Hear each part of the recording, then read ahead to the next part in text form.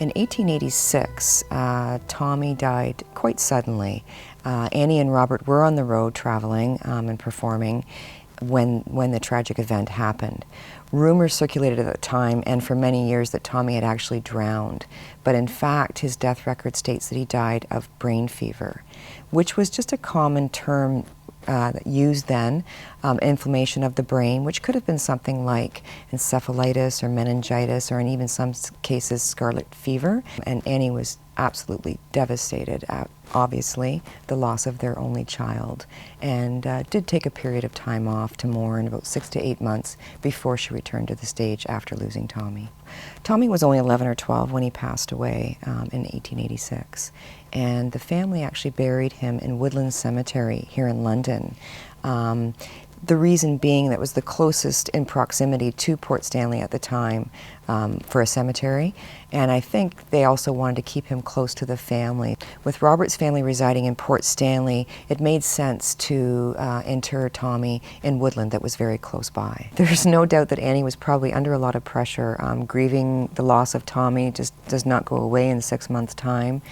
She was also battling her weight at that time and was trying a controversial diet, and a lot of people thought that that could have led to her illness, though there's really no proof of that.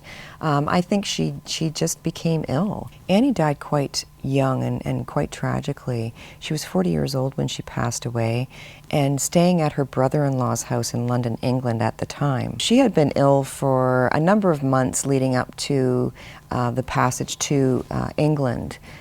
She was ill during the trip over there and was being treated by a variety of different doctors and medicines, which they called powders at the time. And then after arriving in England, they were staying at her brother-in-law's home when unfortunately she passed away. According to the death record, Annie died of a condition known as uremia, and also leading into a coma. But the main cause was again brain fever, and this is what the newspapers reported she died of, was brain fever, which is an inflammation of the brain. And it would seem at the end, at the uremia, the kidney failure, she went into a coma, which was a result of a brain hemorrhage, which would tie into an inflammation of the brain. So probably along the lines of encephalitis as well, that she passed away from. Following Annie's death, there was quite a scandal that played out very publicly in the newspapers. Annie's mother and some of her siblings were actually accusing Robert of wrongdoing in as far as forging documents that having to do with her will, not providing the correct medical care for her, the right doctors, the right medicines or powders. They also blamed the maid for having something to do with it. They implicated her in this scheme that they thought Robert had to take over Annie's fortune, I guess, but really the basis for all of that was they wanted some of Annie's money as well. There was really never anything that was proven. It was quite scandalous for the time to make those accusations publicly. Robert had no knowledge of this until he returned from England a number of months following Annie's death, and upon returning he was plagued by newspaper reporters informing him of these accusations that had been made by Annie's family, which he vehemently denied. Where they came up with these accusations and why were of their own doing, but for something like that to play out publicly in the newspapers at that time was extremely scandalous. After that all played out very publicly, Robert was cleared of any wrongdoing. It was made quite clear to everybody that he had only Annie's best interests at heart. He was following her will, and there was no kind of wrongdoing as far as her documentation or in her care either. I do think some of her family members were seeking some fortune their own. Not that Annie hadn't taken care of them all along. She had given money to her mother and to her siblings, so she was very generous that way. I just think they didn't want that gravy train to end, and this is the way they decided to go about it.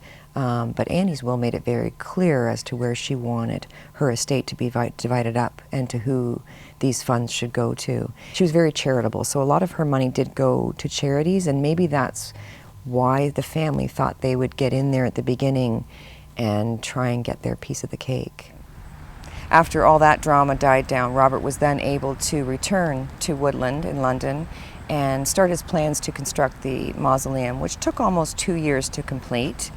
At a cost of about $20,000. Today it would cost in excess of $1 million when you consider the materials used and the customized workmanship that would have had to be implemented. Well over $1 million to complete.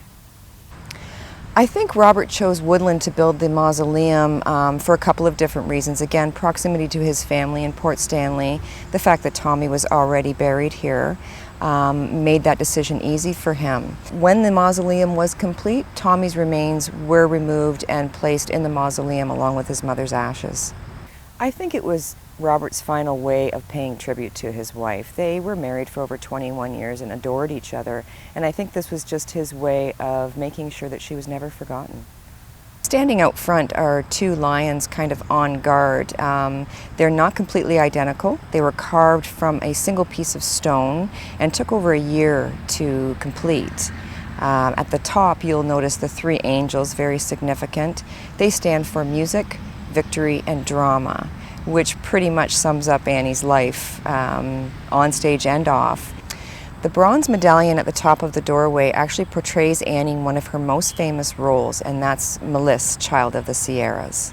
The gates were designed by Robert, and you'll notice in one part of them there's the actual F for Fulford, and he designed those as well. There's a lot of little intricate designs that he had his hand in. And Robert's last name, Fulford, is prominently displayed on the steps. Inside you'll find three beautiful stained glass windows designed by European artists. And the inside is basically a combination of marble and Sanskrit. It's just very beautiful, very clean, and just very special. Inside there are two iron grates which house the ashes of Annie and Robert. In the middle there's a bust of Tommy, figured prominently right beside a beautiful photograph of Annie. Along with Robert and Annie's ashes, there's an underground crypt in the mausoleum. Tommy, the couple's son, Robert's mother, sister, and nephew are interred within. The mausoleum as it stands now has been here for over 100 years and is now a part of Woodland's vast cemetery. People come from all over just to see the mausoleum.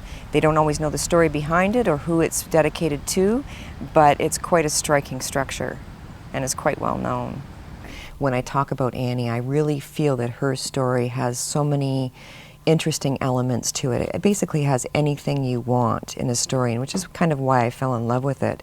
You have a person who started out in very humble beginnings in this very lovely little act with her sisters, and then becoming basically world famous, internationally famous, at the top of her game, having a wonderful husband and a lovely family, and then the tragedy that struck her life with losing Tommy so early, and just the struggles that she went through in trying to maintain her career after such a loss. There's a lot of adversity and things in her life that she rose above that and still was at the top of her profession, and then to die so young was so tragic. So I think that story has an element of everything in it, from good to bad and everything in between. Underlying all of that, I think, was the love story between Annie and Robert. That really resonates with me throughout the whole story of Annie's life, is that they really did adore each other. And I do believe that's why he left such a lasting and very honorable memory of her in building the mausoleum.